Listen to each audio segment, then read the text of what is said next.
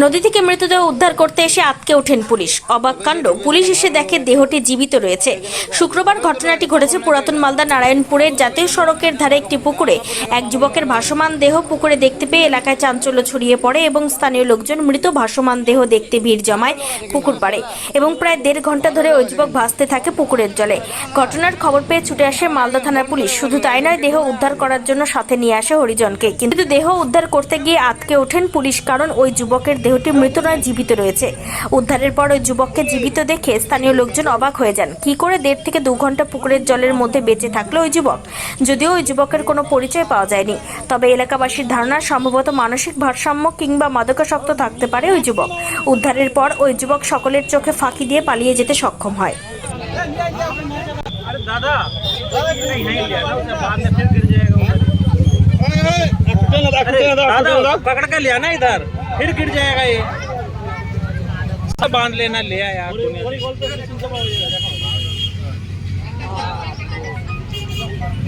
कमला।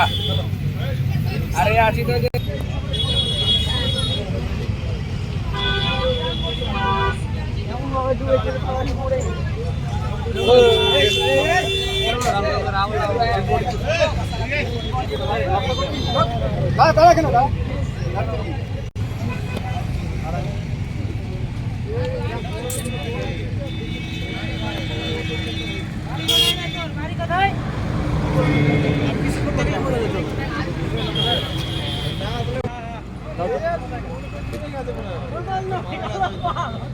ভিডিওটা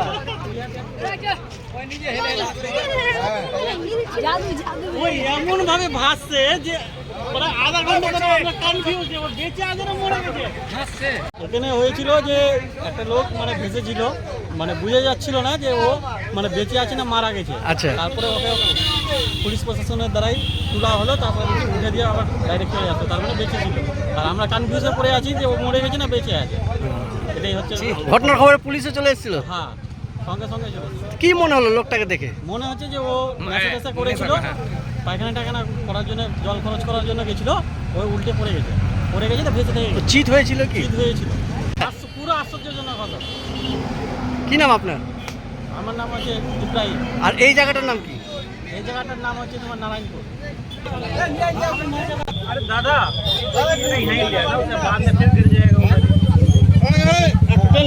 दादा पकड़ के लिया ना इधर, फिर गिर जाएगा ये। सब बांध लेना, लिया यार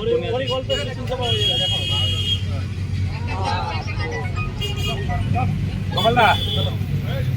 अरे यार